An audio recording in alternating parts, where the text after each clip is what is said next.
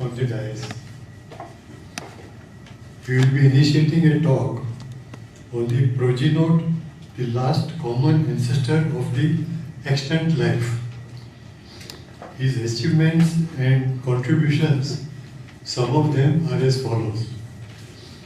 Dr. Sarkar is the lone living academic grandson of Professor P.C. Ray, practicing science.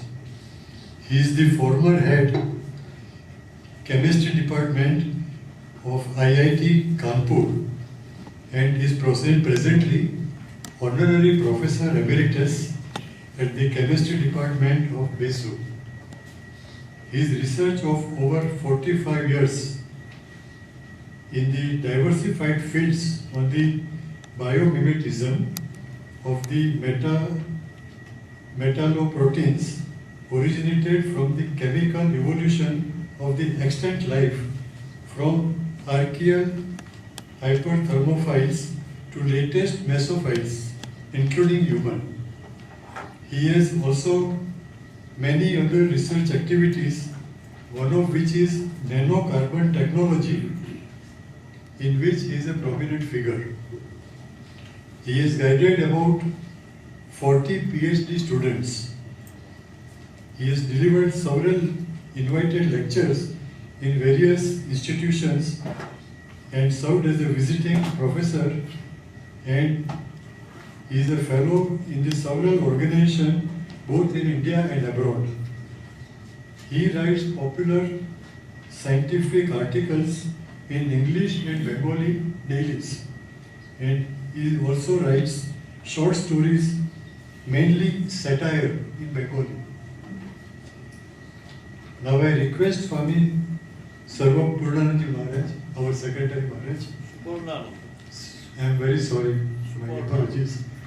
Swami Sarva Purnananji Maharaj, Swami Supernananji Maharaj, my apologies Swamiji, to honor our guest speaker, Dr. Sarkar, and hand over the life of Swami Vivekananda by his Eastern and Western disciples, Volume 1 and 2, in a book titled Science and Religion, published by Advaita Ashram as a token of appreciation and thanks for sharing his valuable knowledge and time.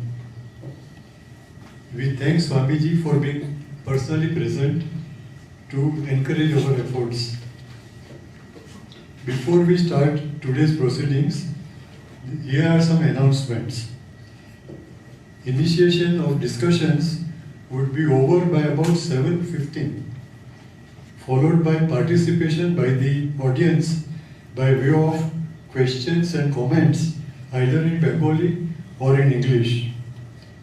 The next lecture in this series will be on 30th August 2013 by Professor Nandalal Pariya on biodiversity and conservation and overview. I invite Dr. Sabyasachi Sarkar to kindly initiate discussions.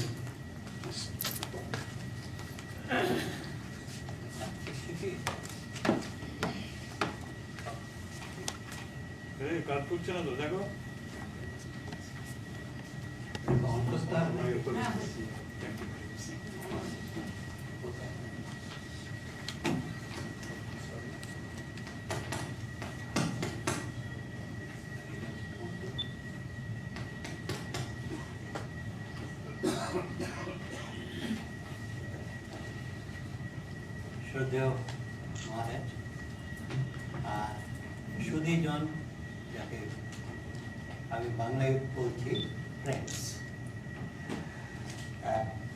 The topic today that I have chosen is definitely a difficult in all respect to understand, but nevertheless it is probably the simplest possible thing that happened in this earth long ago. The question comes that the progenote, the word comes from progeny, that is the first initial life, and I try to cover that several people that they try to make it understand how the life was created on this earth. And in this respect, that's what I wanted to cover, the last common ancestor of all extant life. Now, to start with that,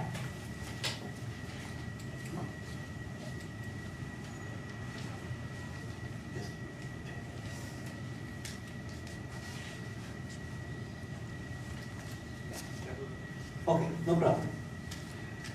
To start with that we have to take into account the evolutionary history of life on Earth that traces some of the living and fossil organisms that since evolved like the planet first originated something like 4.6 billion years ago.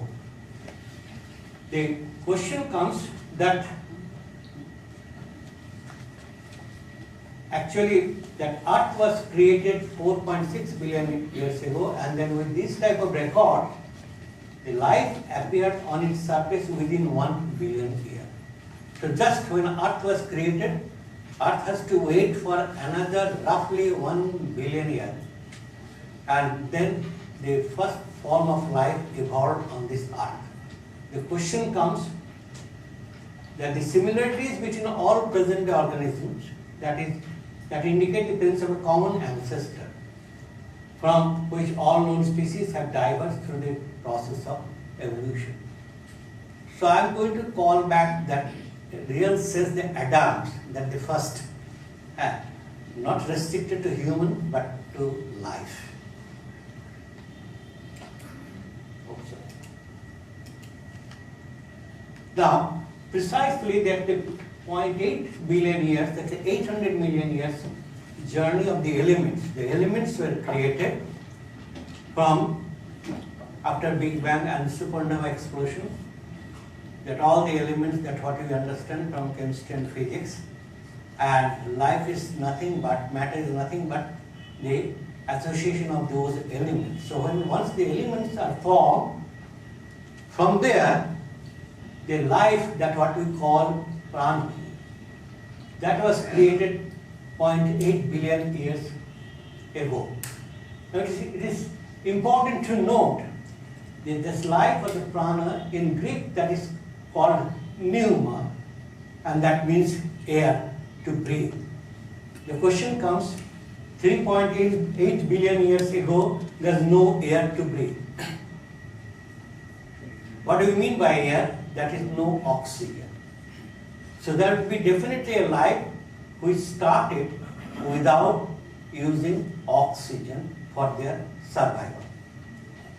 Now in Krishna Upanishad, Pran, that is known, born from Atma, is Deva or God. And what it says, I alone dividing myself fivefold, support this body and keep it. So that's the Upanishad, that what we understand from life, that how it's. Yeah. Now, what we understand from the modern day perspective? The modern day perspective states something like that. Understanding what life is one process that consists in representation of nature. Philosophers of Vedic order investigated the founding principle, the 5 elements that permitted them to understand the world. But here, modern scientific understanding of the world culminates with the convolution of 4 elements: matter, energy, space and time. And it is summarized by the remarkably short formula EMC square. There is the 5th element to define no privileged position in the universe, and we refer to Heisenberg uncertainty principle. So these are the 5th. These are the 5 here also. But the question comes here, there is this strange absence of a novel element, and that is information. And that information is something that is missing, and that one has to try to see. Now, several people, they believe that is life came from outside, from asteroid, or it is originated in Earth. So these are some of the fundamental questions that people ask, and the people who believe that light came from outside, there are plenty. Actually, that is the first philosopher, is a pre-Socratic Greek philosopher, Anaxagoras. He proposed this, the Greek word, panspermia, and that seed. So the seeding is created from outside, that he said. And he has the followers like these celebrities: Virgilius, Helmholtz, Arrhenius, Fred Hoyle, Vikram Ranasinghe, including Stephen Hawking. All they believe that the seed came from asteroid from outside, and that came and then it started growing in this earth. That was the situation there. Well, so panspermia talks about biology. Hardy microbes hitchhiked to Earth on comets, and all known life today descended from them. But how microbes are originated? Let it be there, let it be somewhere in the universe. But wherever they are created, they must have been created. But by which means? How it is originated? These are built up by elements. These are the fundamental elements by which the combination of these elements they create life. So whether on Earth or if it is carried by comet, it must have been created somewhere. How it is created, there is no answer by this type of model that how. They simply say it came from there. So if we talk about elements, then definitely the supernova, as we know that explosions inject carbon, oxygen, silicon and other heavy elements to the interstellar space. Without supernova, the fiery death of the massive star, then there would be no carbon or oxygen or other elements that to make life possible. So we owe to supernova, we owe to Big Bang, so that the elements are created and they unite in some process by which the life is formed. Now, some of the astrophysicists was trying to understand that even how these interstellar dust, they combine to produce some of the molecules, and what they started to see that in the center of our Milky Way galaxy, some 26,000 light years from Earth, here the cloud called Sagittarius B2N, where one could analyze and one can get this type of some of the peculiar molecules that they are created there in the interstellar dust. So people are trying to find out that what could be those things and whether they have any building spirit, any block by which we can try to narrate that they by some means get together and they contribute in the formation of life. And this interstellar cloud is 99% gas and 1% gas. Now based on that, a physicist, astronomer, Carl Sagan said, we are all star stuff, and obviously. Because we are created by elements, so we belong to stars, so we are all star. In that way. So he said we are all star stuff. All elements in our bodies come from stars that burst and seeded the galaxy. And this is physics, definitely. This is physics. But how this assembled to create life? That is a fundamental question, and people are trying to evade that fundamental question all the time. So, element used to create life are from Big Bang and from supernova explosion. That's we know, that is physics. Life possibly arrived from outside or evolved on Earth. That is the sperm theory, that is biology. How life is originated from non-living elements? That's science. They don't speak anything on that. So, if we try to see, physics vows us with the origin of the universe and biology delves into the evolution of species being the two fundamental mysteries of existence. But then, how did life arise from non-life? Now, here the chemistry is the nature, that is the teacher, that is the place, that we will find the answer to the biggest of the big question, that how life evolved. So I will be referring to something related to that to make it some belief that this is the way, this is the process by which the life originated. Now before that, try to find out that some people, they try to understand different things, the development of modern day science, and there are some names like Socrates, Plato, Aristotle. They, by Arab world, the European learned. What they learned? To investigate. And but what the investigation means? By examining what everyone else had said about the matter, making several observations, and finally deriving either general or probable principle on the matter from both A and B. Now, the scientific revolution started from Copernicus, Leonardo da Vinci. They started addressing, making the universe visible. Kepler and Galileo, they started making the universe move. Bacon and Newton making the universe move mechanically. So it's a stage of events that what Bacon borrowed alchemy from our world to discover gunpowder and professed, and that's very important. Knowledge should not be derived from books, but from experience itself. Experiment comes from the word experience. Controlled experience is experimental science. So it is something like that one has to experience, one has to do the experiment to have experience. And based on that, if you have a controlled experience, and that is nothing but experimental science.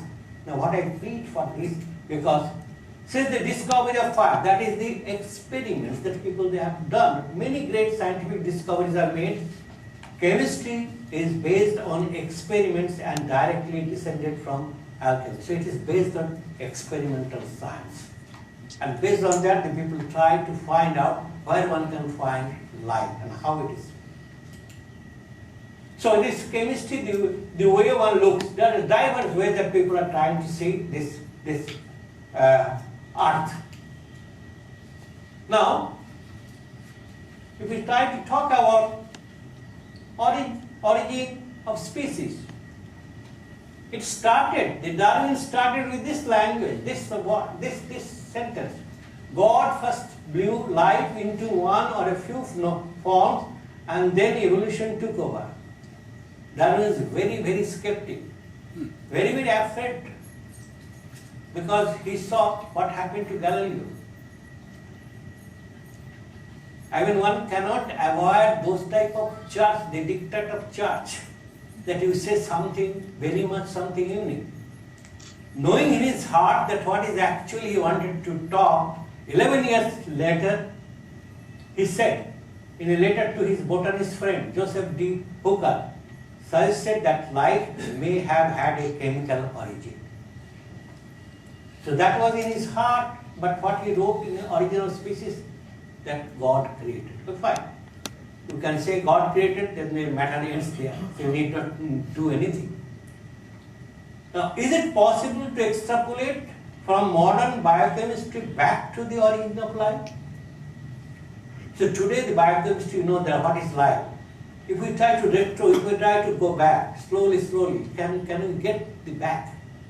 Actually, how life started? Is there any way by which we can do that? So these are some of the questions. But before that, try to understand the stairway time history of life. This is the part that I am referring to. This is the Precambrian era, this is the Paleozoic era, this is the Mesozoic, and this is the Cenozoic. And here is human. The question comes that this is the hidden era, it is something 4.6 billion years ago. It is the Archean 3.8, and this is Proterozoic 2.5. Here. I'm trying to talk about the obscure life here, and that is must be of mineral origin that we would see, and this is called, that we refer to as chemical Darwinism. Normally we talk about this is a green marker, but the evolution of oxygen came, there's 570 million years ago, and this oxygen is toxic to this obscure life. And this is the biological Darwinism. It goes in this way, and it's a different stages. We know the Mesozoic era, Himalaya formation, Jurassic Park, all those things. This happens here. That is the rise and fall of dinosaurs, all this, and then it is Cenozoic, the human. So this part probably we know, but this part is completely dark, and life started from here. So we want to, today I wanted to address this part, how the first progenote probably happened. That's the Darwin's dilemma. The Darwin's dilemma is that when all of a sudden the explosion of animals 570 million years ago, so with the huge oxygen level, one can get this fossilized some sort of creature at that time that appears. So this is a fossil, and what evolution is a theory, is guided by natural law, has to be explanatory by reference to natural law, testable against the empirical world, conclusions are tentative, testable and falsifiable. Now the problem is that here, that this is the tribolites that I have shown.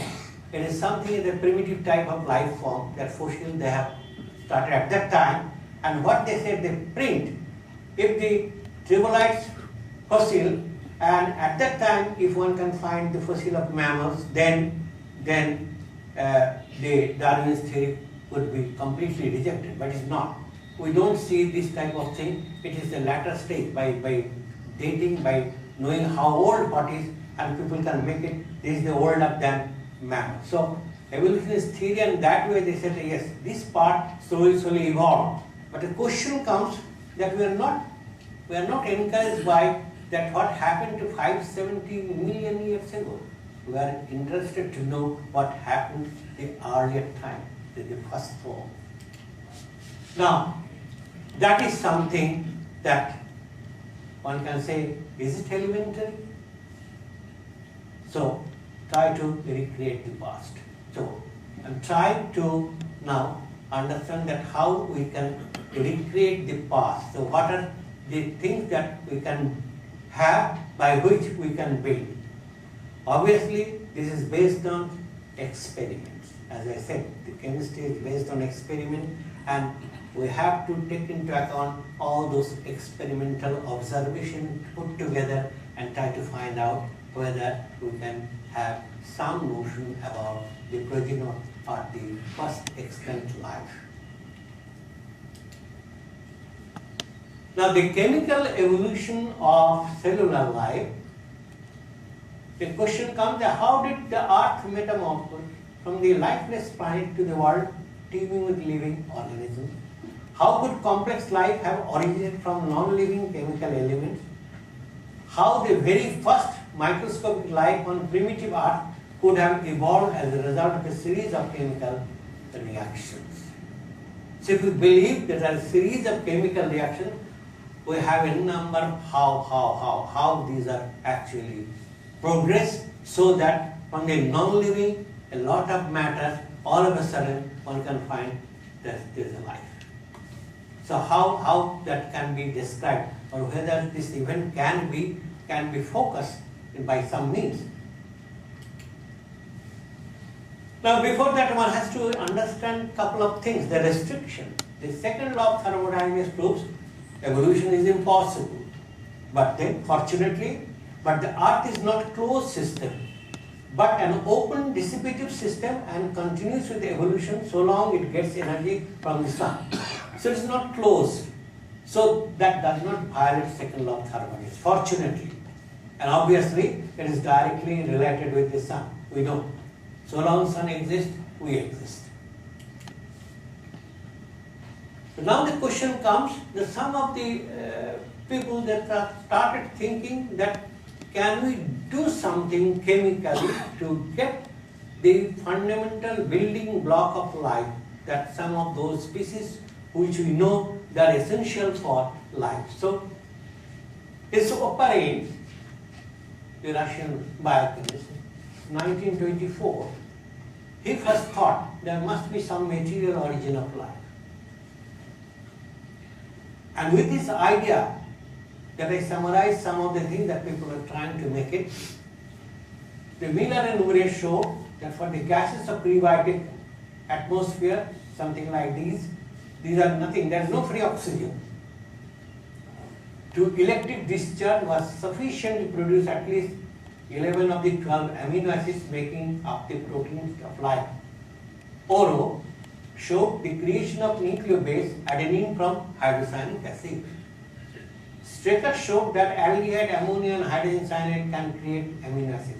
Now what I mean, that all these small molecules, they were available in this type of primitive environment, and they started to show by different type of chemical reaction that there is a possibility that one can get some of these important elements which are very much essential for life.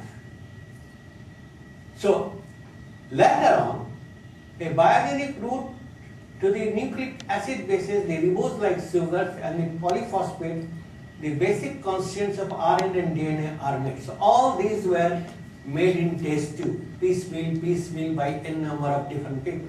But even then, if someone put all them together and shake it and bake it, one cannot get life. That's it. So there are ways and means by which chemically we can get all the fundamental ingredients, what we know, understand that they are essential for a life. But even then, if we put all together, you cannot see the expression of a living object. So there must be something more that one has to address. So the question comes, the creation of the effective home. There should be a home where this thing can start, and this is nothing but the protocell. The other ingredients are available, but there should be a protocell. Now, the cell is important. Cell is very much important to understand that what is cell. Now we talk about all these are very common. It's a textbook that one knows that the DNA, RNA, proteins, and these are the three, and people say this is life. So I can take DNA, I can take RNA, I can put all the protein in a pot, go home, next day I should expect the life would originate. No, it does not take place. That's not that simple. The question comes that the DNA can create RNA, RNA can create DNA, and then both require to make protein. Sometimes RNA itself can create protein without the help of DNA. So this part is general and this part is special. Nevertheless, so we are not bothering which came first, but modern science knows it is the RNA which comes first and then DNA. But that is not important here. But at least one should try to talk a little bit about DNA, RNA. Otherwise, with life, there will be some people who are very much fond of DNA, RNA. They will be talking that no, probably the talk is useless. Anyway, so the basic structural unit required for protein synthesis is something. These are some of the fundamental molecules. Don't go by the clumsiness of this, because these are some of the fundamental molecules. They can be individually synthesized in test tube. So it's not a great deal. And then it is something that they have this type of phosphate chain, phosphate 1, 2, 3, phosphate chain, and here is one sugar, and the base could be anything like that. Now this chain is there, and there will be some staircase that we can show a little bit here. Yeah, it's something like that. That a phosphate, then phosphate, the sugar is there, and in this way they can go. If this chain is depicting like this, then these are in between. So we need not go for that. This part very much because that's not that important at this stage. So you one have this type of this helicity where all those actually the phosphate backbone is there, phosphate, phosphate, phosphate, phosphate, and then dangling this nucleic basis is here there, and they can have this type of coil and they can unite. So it is double strand, it is a single strand, that's all we know.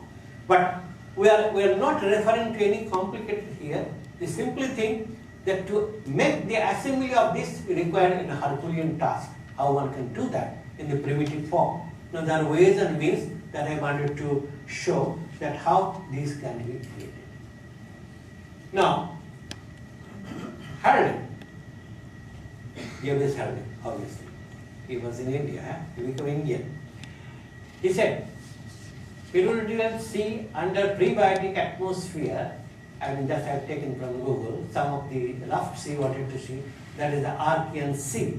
And here, it can be divided in two parts, that it has the bottom part and it is the surface part. So what happened to surface? The small nucleic based on other elements, they were here broken or, and what is sea? That's in the night, the sea surface temperature cools and these single strand RNA DNA acts as template with the formation of complementary strand. They wanted to be coming close and close and close. At B, or you can say that the B, the late afternoon, it heats up and beyond the denaturing temperature. What I mean, DNA RNA normally it has been shown that at high temperature, the coiling, they are completely get ruptured. Ultraviolet radiation comes and they just get chopped. They get part, they get be separated. But in the night time, when the ocean gets cool, they once more with a permutation combination, they can make several different type of combination. And so for days and months and years and years and years, it's a process, a continuous process that every time all were in the daytime, high UV radiation, so whatever strand is formed, that was broken, chopped off. And in the evening when it get cool, then they wanted to stay together and wanted to make something new, and every new experiment, and then try to use it for something. If it is not matching, the next morning as the sunrise, once more it is getting cleaved, and then they try to have a readjustment. So it is an ongoing process. Unfortunately, for any human being, we can do this experiment, say for example, at the most 40 years, 50 years, 60 years. And fortunately for us, it got 800 million years to do this experiment. So every day it tried to do this thing, and then it can have assorted several this type of situation that was floating on the surface of the sea, and beneath, that is on the down. Now I will talk about the chemical evolution, how that these are available. So let us try to rephrase it once more. That is a Big Bang, and then I'll be talking about the mineral origin of life, the progenote, the ancestor of all extant life. This is the part, and follow through chemical Darwinism, biological Darwinism, and these are some of the things that we know nowadays. Okay, so here only. So once more, there is the phylogenetic tree type of how this thing, the chemical evolution, and some of the things that one can make these small molecules, and the origin of life somewhere here, the common ancestor, and then you have a branching of all those different type of species. So this is later on. So we are still restricting to this part. Now here, I am referring to cell. For matter, the smallest unit is known as atom or molecule. From physics and chemistry, we know the smallest thing is an atom, and we cannot divide an atom. That is the smallest. But what would be smallest thing for a living object? The smallest object of a living object is a cell. So it is the cell, the smallest unit of life, contains a semi-permeable membrane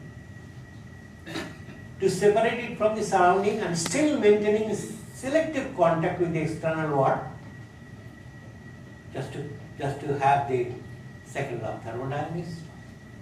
Inside the cytoplasm, inside that whatever the milieu is there, its chemical molecules including some macromolecules like RNA, DNA and proteins. So our question, how a complete cell is formed? A protocell, the ancestor of all cells. I can make it that every day we see a cell, a single cell, but roughly speaking, it's not that defined. Some people can object, but I can say that this is a cell. A chicken egg is a cell. So one can see that a hard calcium carbonate coating, and beneath it there is a semi-permeable membrane. So that's important. So that membrane is very much important, and that takes care of this interior ingredient of the cell that stays back. And that's important. Even today, there's none who could repair a cell. A living cell, if you try to open it, that's the end of the story. You cannot repair it. So a cell is the essential smallest ingredient of living object, and it is housed by some of those molecules including DNA, RNA. But then nobody talks about how this membrane, which is separating from the surrounding, and it can house all these things, that how that is made up of. So let us try to see how this is made up of. So the question comes, it's a progenote, and this is a bacterial line is archaea and eukarya. The oldest is archaea. That's the first. It came. And it is a line is that both the bacteria and the eukarya where we belong. So we are close to archaea. Now also you should try to understand the first law of thermodynamics. This organism will have to obtain energy from an outside source, change the form of the energy and use it to build or maintain it. The energy cannot be created or destroyed. So that means a cell should have contact with outside. There should be passage by which it can get some foodstuff or something so that it can transform that to other form. So there should be some association. That one cannot violate. Though for most of the things it restricts to go inside, which are not good.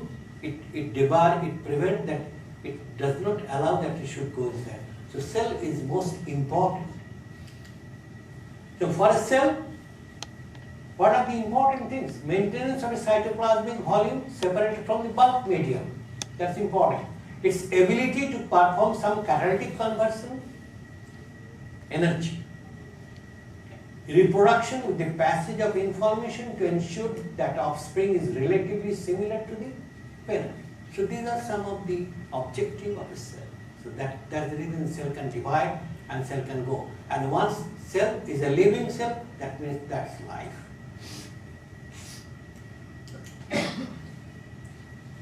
So, a theory of the origin of life must explain how cell compartments are made, how are constructed the first replicating molecules, correspondence rule between memory and manipulation.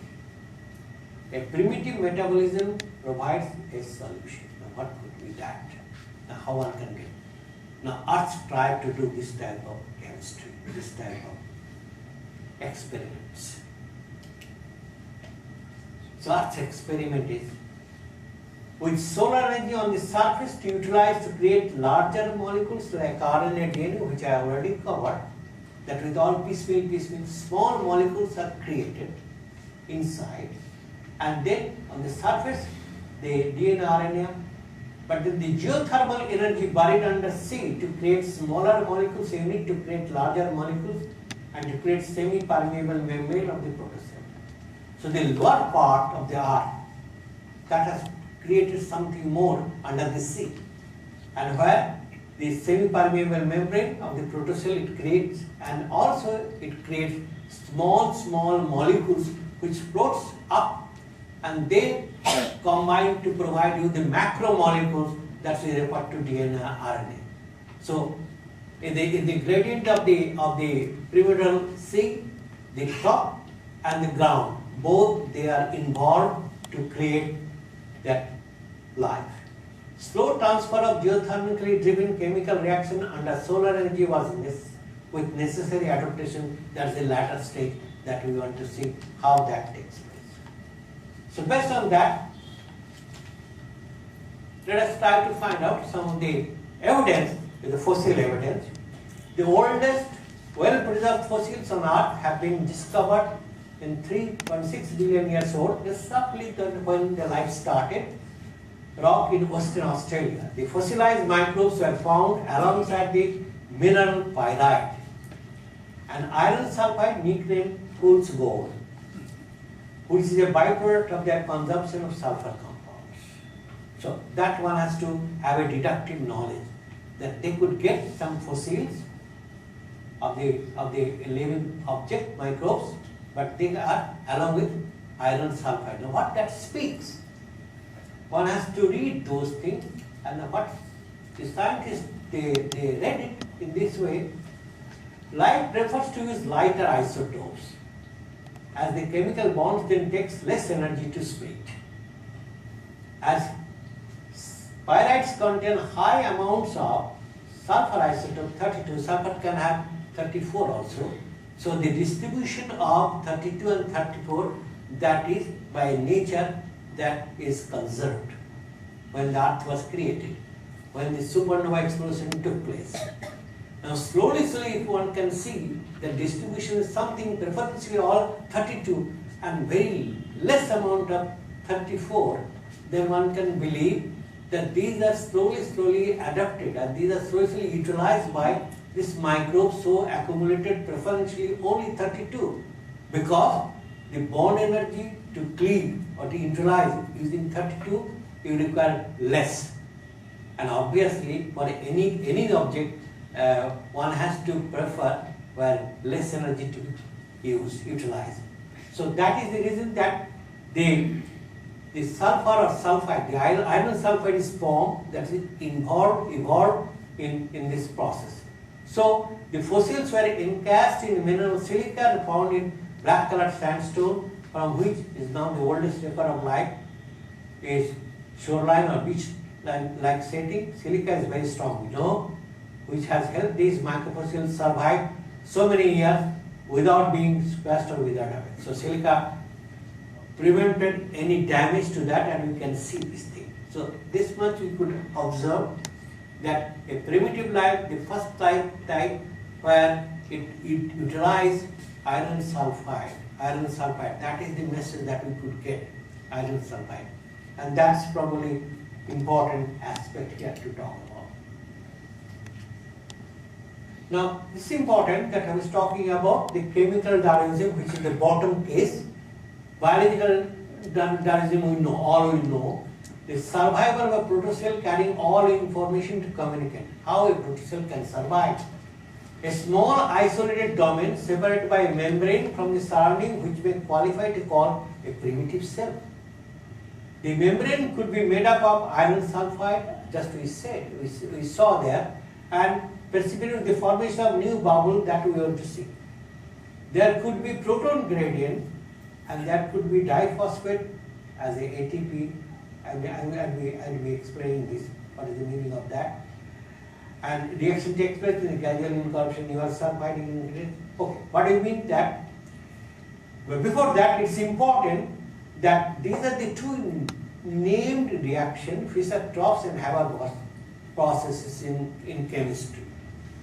Now, these are very important reactions, and they require high pressure, high temperature, and some metal, oxide or sulfide as catalyst. Nothing more.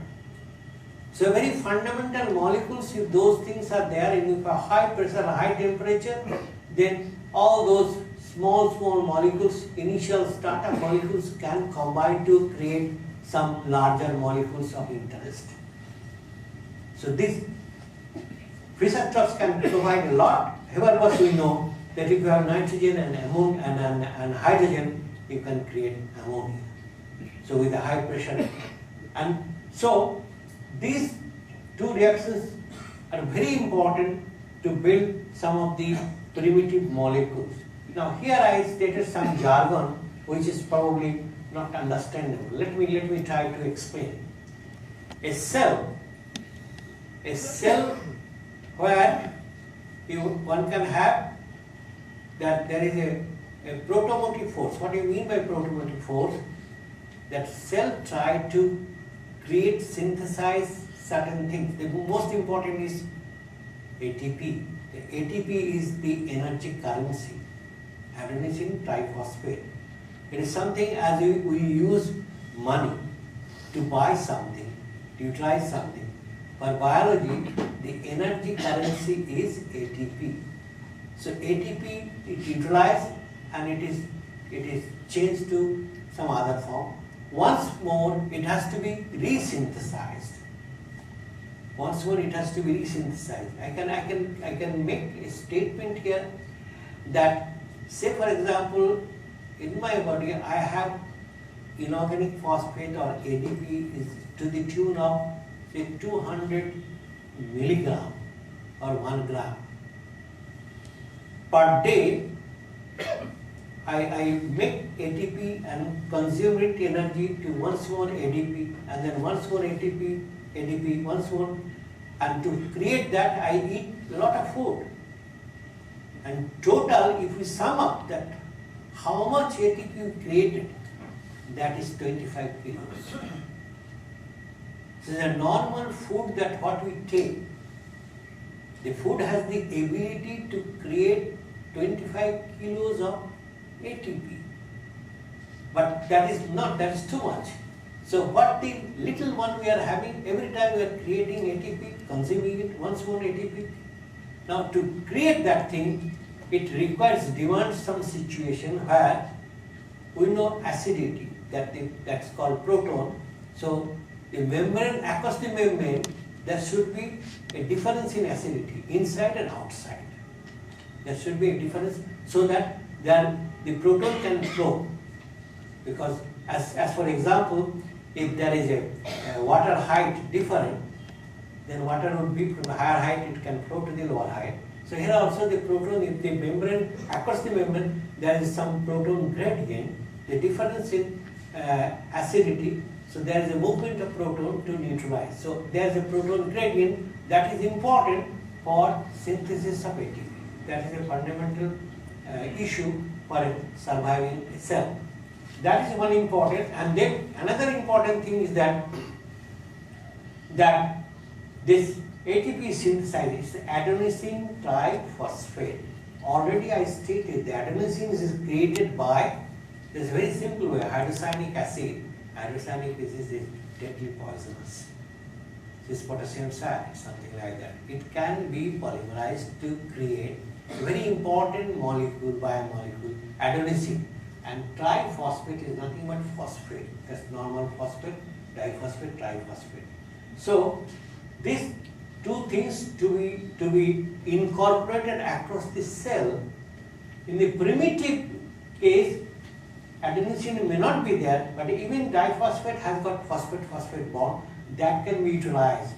Now here, the gradual incorporation of mere sulfiding increases. Then iron sulfide, say for example, a membrane is created by iron sulfide, and then the organic thiol, which can be created by Fischer-Tropsch process, can be incorporated here, and some other important molecules can be formed. The picture would be something apparent and can be understood in a follow-up couple of slides. So, a cartoon of this type of thing, one need not read everything, but what I wanted to, this is the head and ocean, this is the depth. On the surface, which I already depicted, that we floating of DNA, RNA, all sorts of things. But on the ocean floor, it is something, the descending sea water, here, one should try to understand. Here the temperature is hot, here temperature is cool. Why the temperature is hot? The temperature is hot, there are some vents where from these gases are coming, oozing out. This is a vent. This is a vent. and it has been enlarged here. So here you can have all sorts of metal and hydrogen, carbon dioxide, iron, phosphate, all these things. And here, try to understand 4.6 kilometer of hydrostatic pressure. So the pressure is there. There's no problem. The pressure is there. And as it's a molten lava coming out, oozing out from here, the temperature is high. At the near vicinity, temperature is very high. Of course, the water is there, so water would be here, it would be very cold, it would be 20 degrees, but near where the 3000 degree molten lava is coming out, in the near vicinity, the temperature will be very high. High pressure, high temperature, both are there, and then Fischer-Tropsch type of reaction can take place because it's full of all these type of metals are there, and some of these small molecules are there, these molecules. What do you mean? That hydrogen is there, carbon dioxide there, methane is there, sulfur is there, one can get the corresponding thiol and different other type of molecules, a larger molecule, a little bit larger molecule, which would be essential for building block to create even macromolecules, those will be required. So this is the kitchen where small molecules are synthesized at the bottom of the sea.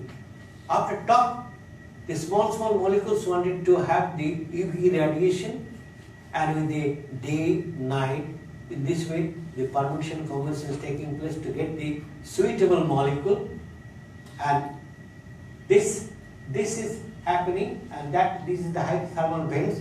I have some more picture for that. So it is a hidden archaic era. How Earth looks like was like ocean of liquid rock, boiling sulfur, impact craters everywhere, volcanoes blasted up all over the place, and the rain of rocks and asteroids from space never ended. The air was hot, thick, steamy, full of dust and carbon. It was completely anoxic, no free oxygen, and was made of nothing but carbon dioxide, water vapor with traces of nitrogen and smelly sulfur compound. In any life formed on Earth during this era, it is difficult to visualize. Can we find isolated places on this modern Earth keeping the environment similar to 3.8 million years ago? Can we find something very much similar to today? The minimum requirements for that is it should be no free oxygen, hot, and mostly minerals with no organic matter. So these are the minimum criteria. Whether you can have some space like that even today, fortunately we do have. This is a black smoker. That is beneath the Earth's surface where the volcanic eruption is taking place. And then this is all metal sulfide, black sulfide, the iron sulfide. The gigantic plates from the Earth's crust is just like a tsunami type of things happening. Every time it's there somehow, and Earth plates are moving apart, creating cracks in the ocean floor. Seawater seeps into the opening and is eaten by the magma that lies beneath the Earth crust region. It's mostly iron and sulfide with combined to form ferrous sulfide. The compound gives the smoker its black color, and local water temperatures raise up to 400 degrees centigrade. That's what I was referring to.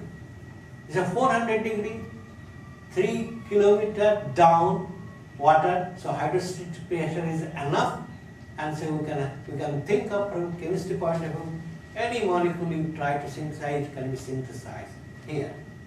But it is something very important here that I marked. Very high concentration of tungsten. Here. And the interesting point is that if today you can find some life form here, and that precisely people can get. Some living object is available here at this hostile environment, and they are very, very primitive in nature.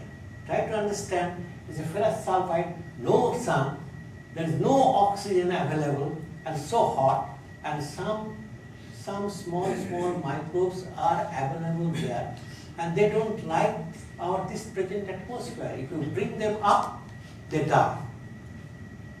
They don't like this atmosphere, but they survive only here.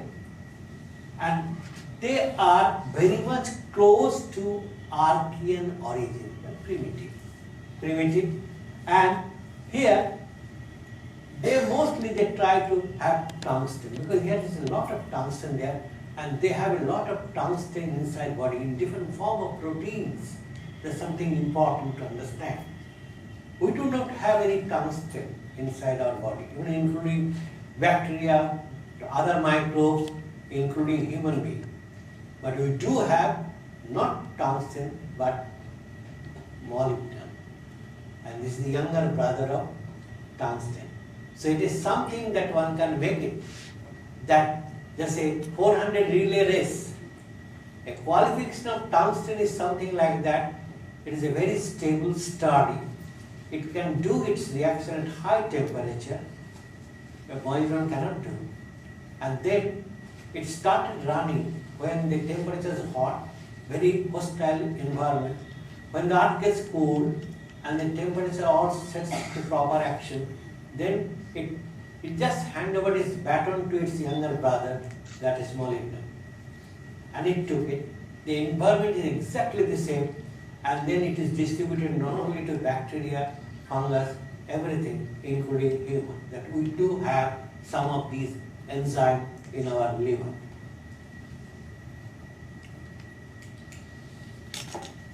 So I wanted to show you something, that environment which I recently visited Golpark, and that is near to our home, near Shivdi, that you know that there is a hot spring, and this is beneath that, this type of a vent is there, which is all the time coming out the gas, and then some of the heliums are coming out, and there are the people they have taken care of so that the helium can be, one can take care of the helium. So here it's all the time that the water is boiling and something is oozing out. Our Golpark here, one can go there and can have a look. So that's what I wanted to mean, that some of these organisms, all they are very primitive and they stay there, and they have tungsten, iron, sulfur, all this. They love to be here. These are the things, some of these. It's highly unreactive tungsten that is involved in the first pyroelement redox reaction at elevated temperature near hydrothermal vent. So there are n number of species that people they have isolated, that they stay very near, and they love to stay at very high temperature. So one can model this, that we have also modeled this in the lab, some of these things with the tungsten, and what the reaction they do, exactly, that they catalyze the reaction of aldehyde to corresponding acid, and that's important. This is important. This catalyst, this is important because one line I can say that we eat glucose, and the glycolysis says the glucose is ultimately changed to carbon dioxide and water. That's what you know. These primitive things, what they tried to do first, they took carbon dioxide and water and they create glucose.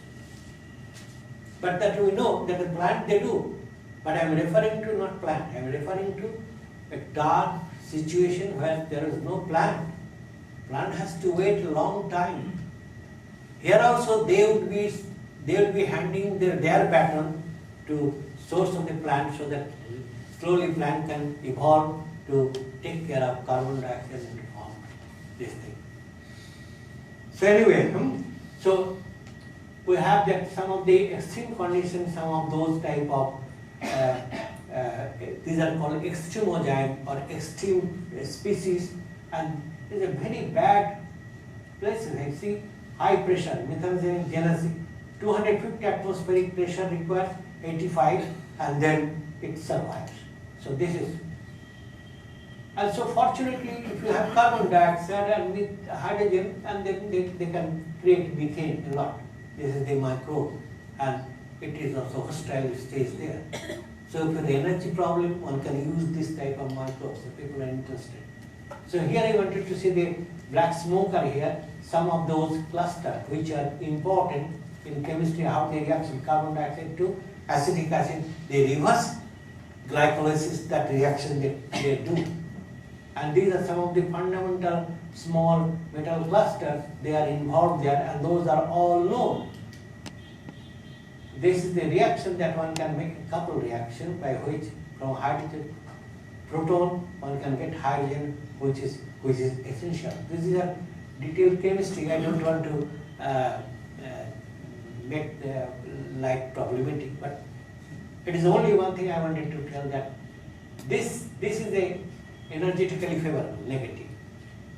This reaction we want, because carbon dioxide is very difficult to reduce. So it is a positive. So what happened? Both the reactions are coupled, and finally we get the negative. So when both are coupled, we can get it. The coupling মানে হচ্ছে খুব সোজা।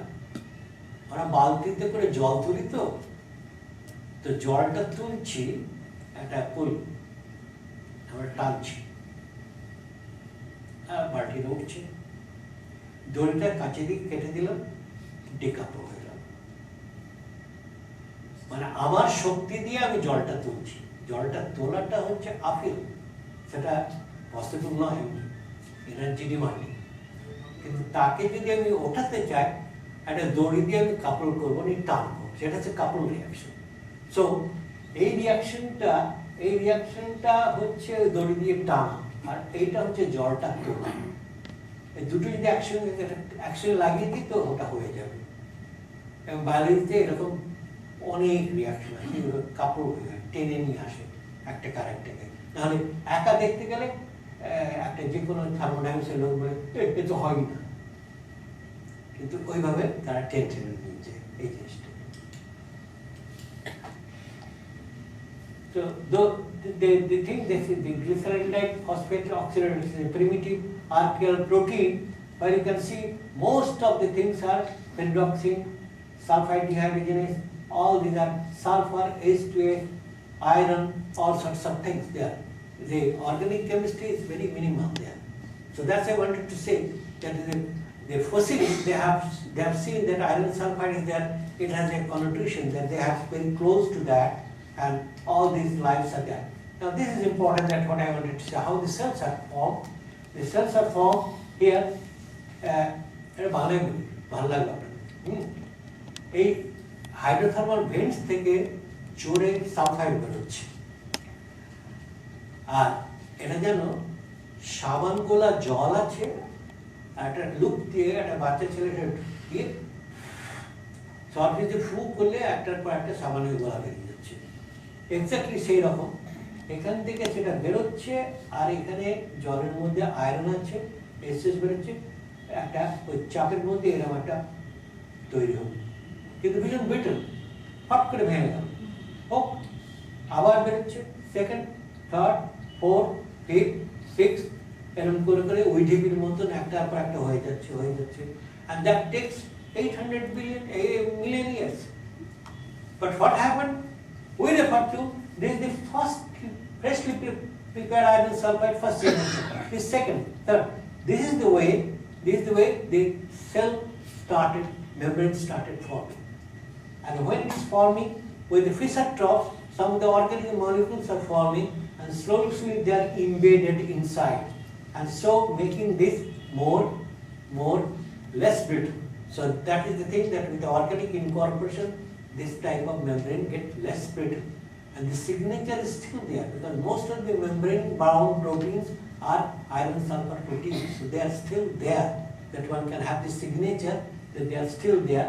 So this is the way that one can take up the birth of a protomembrane in this way, that one can visualize.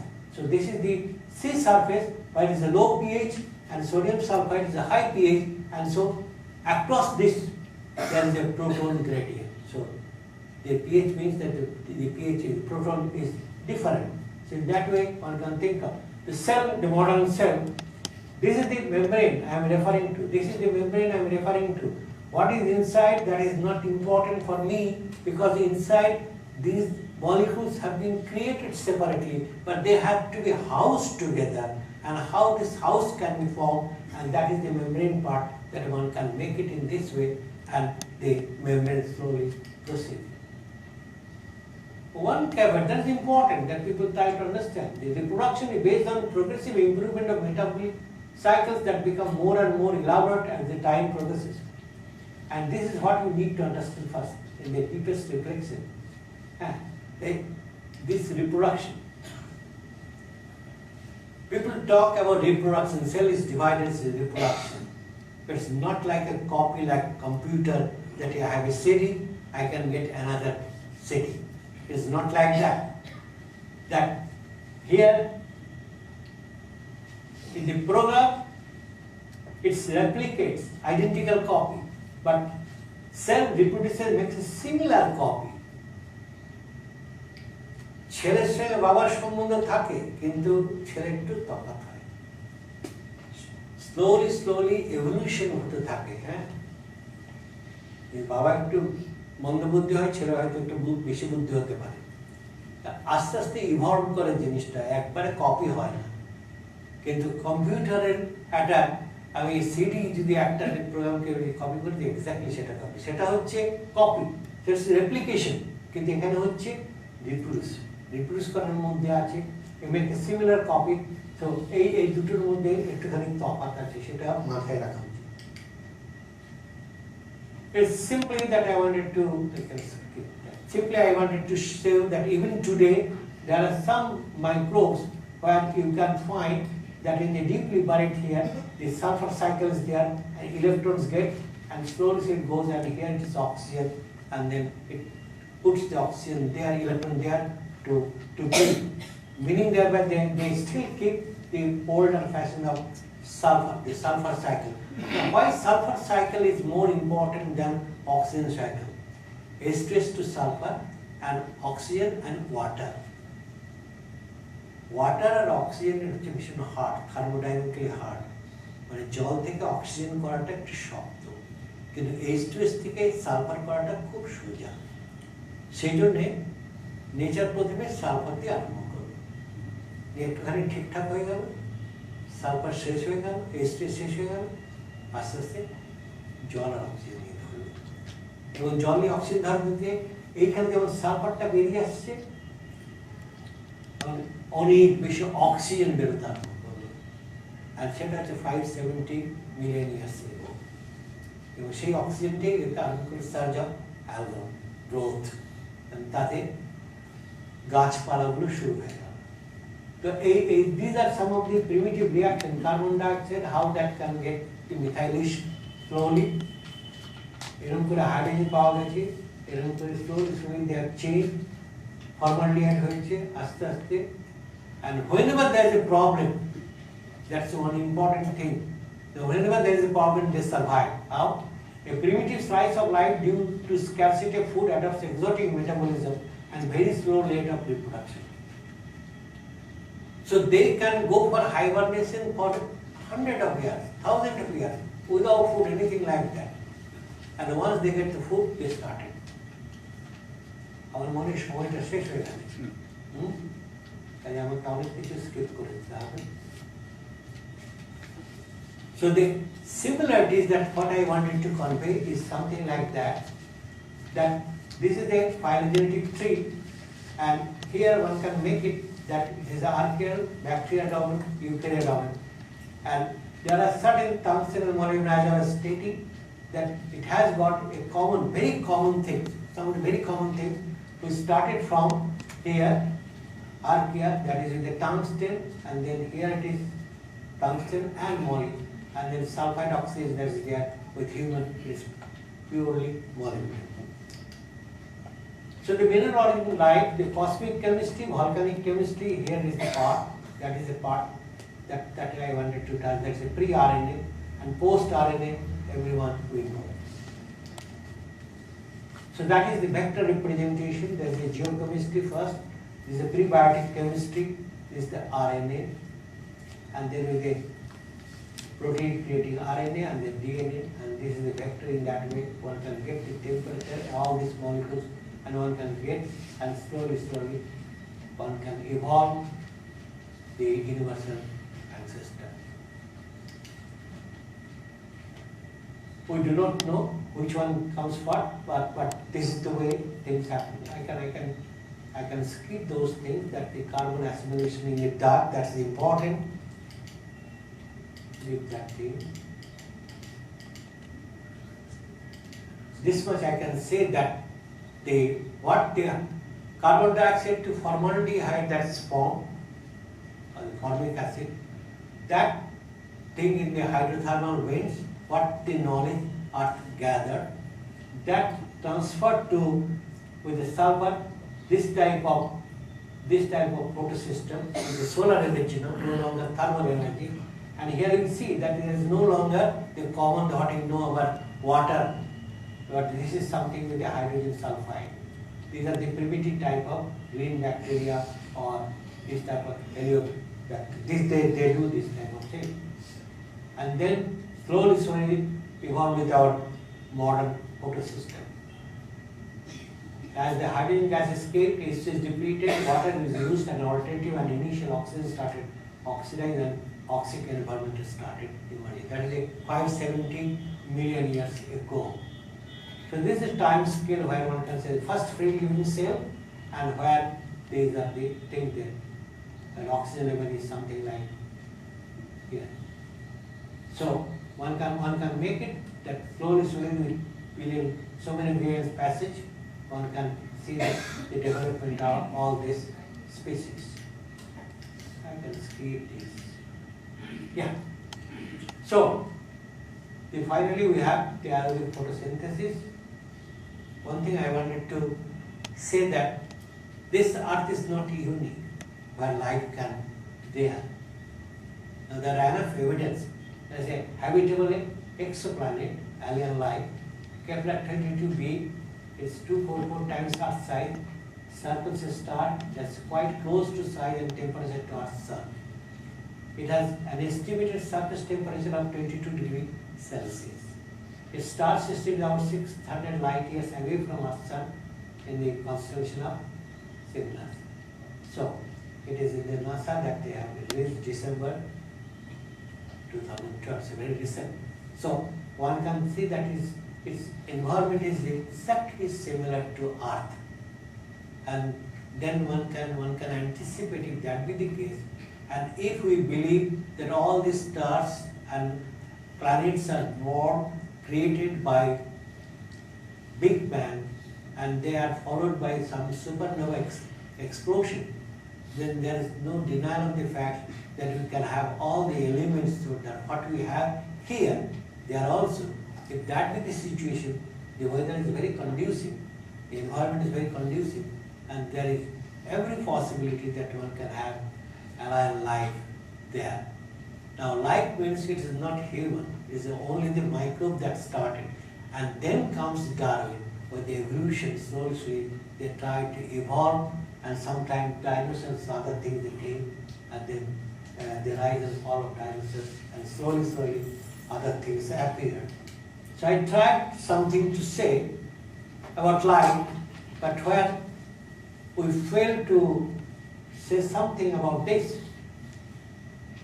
that with this type of chemistry we still cannot account morality.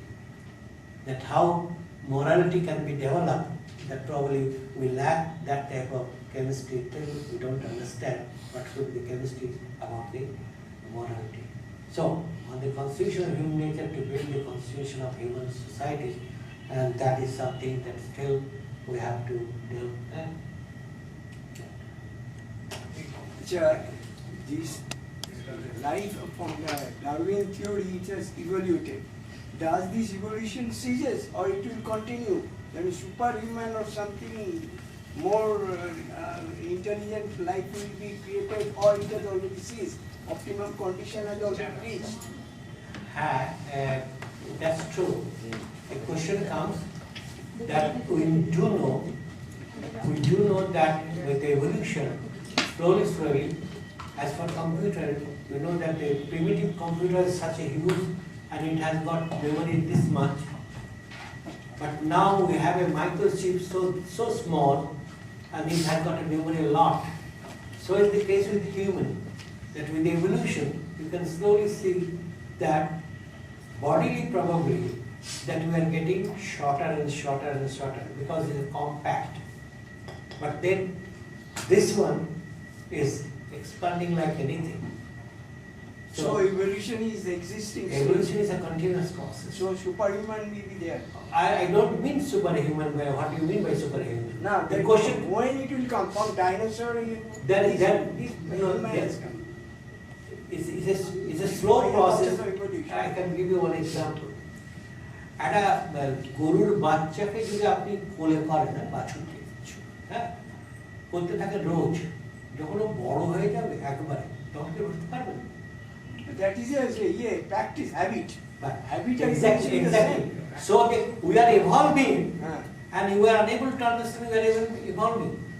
আমার দাদুর যে ব্রেনের স্টেজটা ছিল এখন আমরা অনেক evolve হয়েছি। সুপারম্যান বলতে গেলে there is no demarcation. It is a continuous process.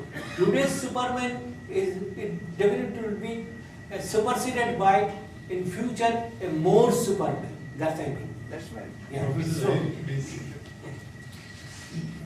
If you please clarify 2 points, one at least the first one. That, many people define life in different ways. One of the main things that I read or I know of actually, that there must be cell division, mitosis somewhere, in order to from one cell to multiple cells in order to build up the tissues and other things. You didn't mention much about that except reproduction. One slide you talked about. At what stage that started? When did the cell start the mitosis? Meiosis. no, this as I didn't address that thing, but because that is simpler to approach. A cell when it is started to grow larger and larger, there is a capability because the membrane is there and there is some fluid inside. So that will try to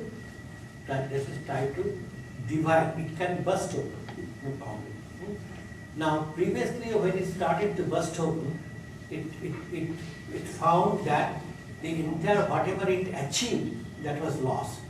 So how it can open slowly, so that is some experiment is tried to do, so to keep it. So that's a process, how it can be slowly, they started the what you call meiosis or mitosis or the cell division.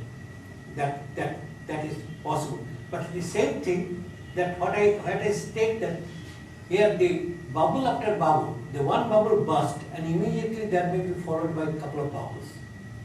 So one can view an environment where out of one you can have immediately two. That can be evolved.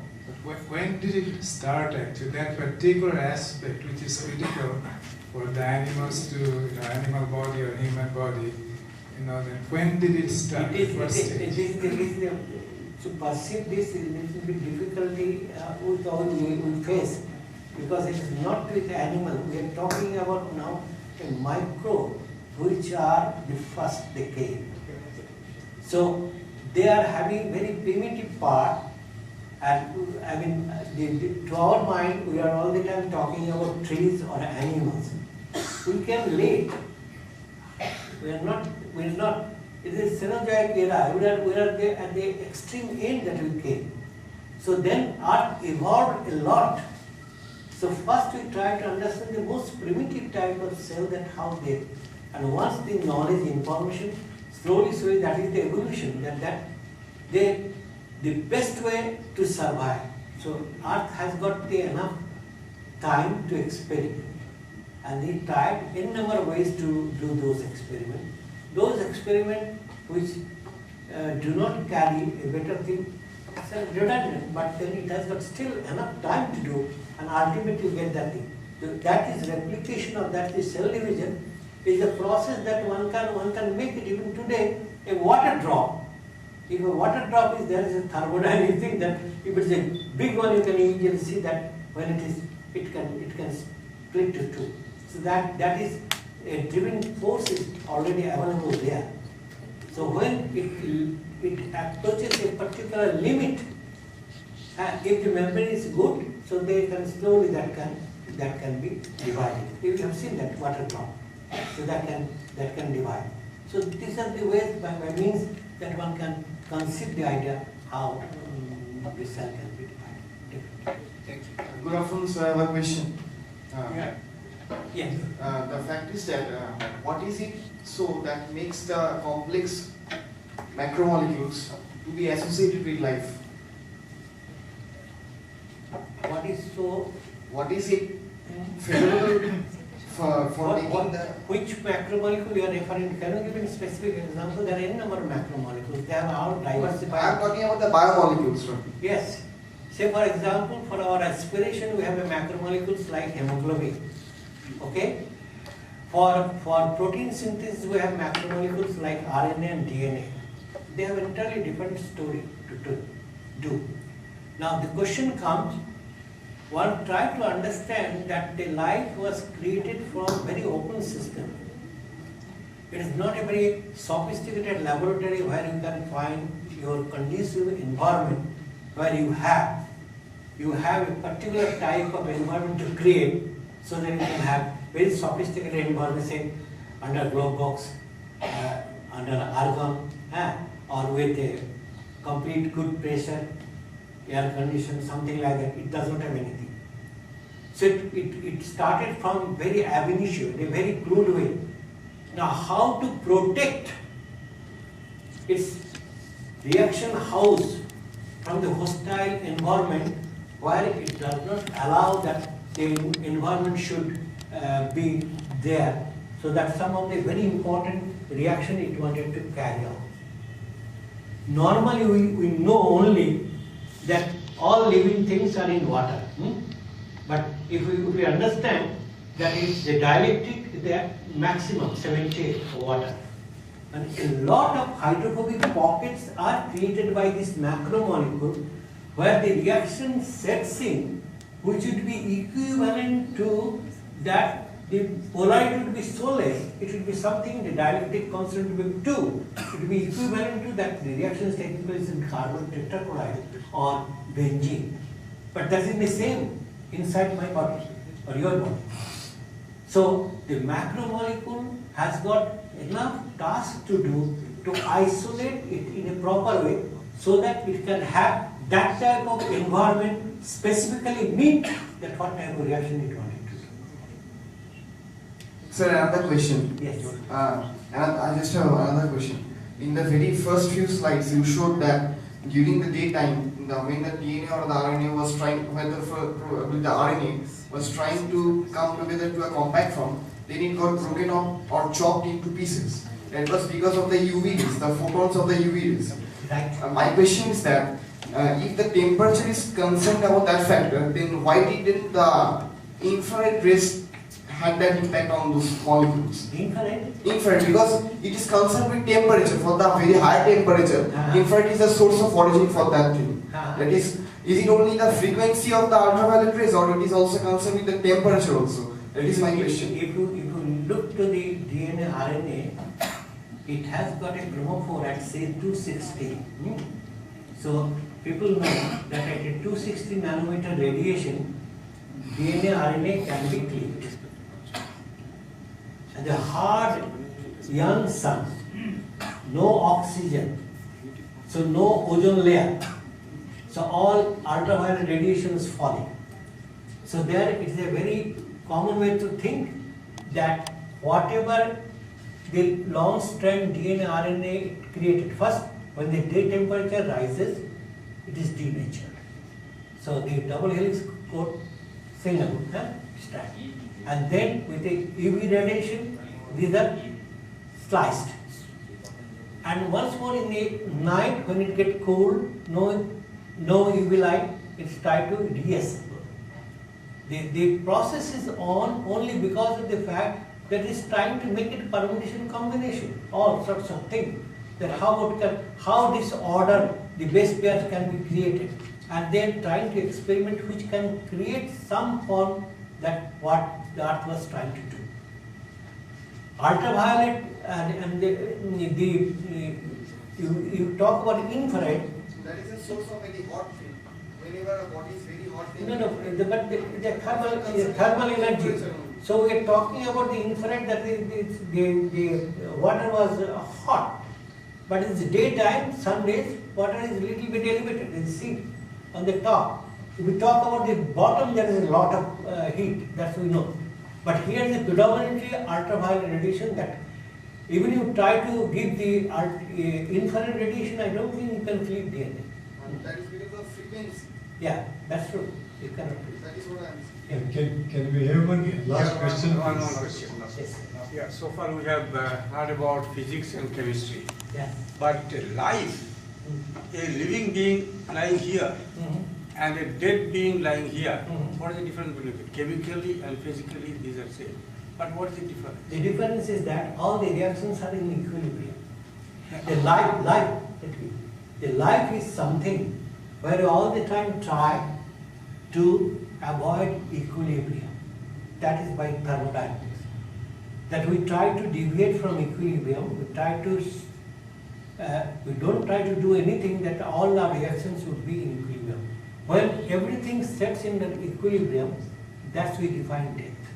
Yeah, but after death,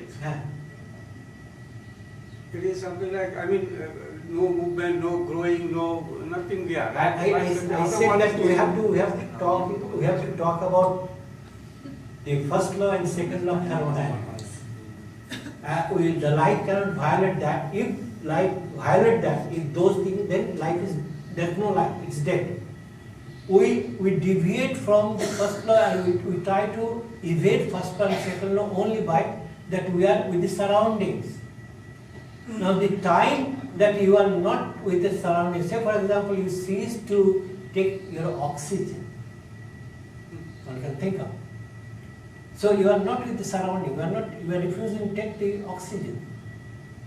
So you are whatever inside is there, you are trying to go for an equilibrium state of mind. Yeah, but the basic question, how it started.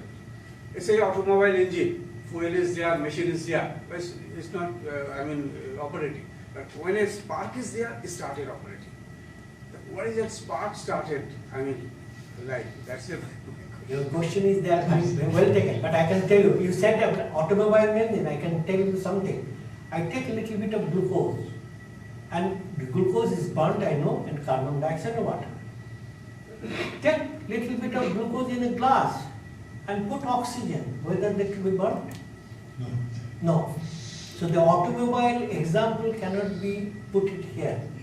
The automobile example cannot be put it there. That is not. Both the things are not the same thing doing. So I can cite a number of examples here.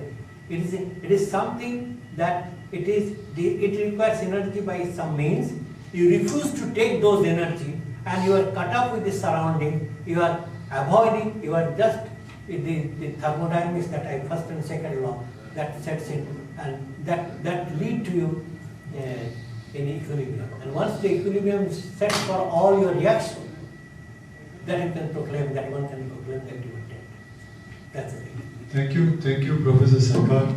Let us all give an ovation to Professor Sarkar.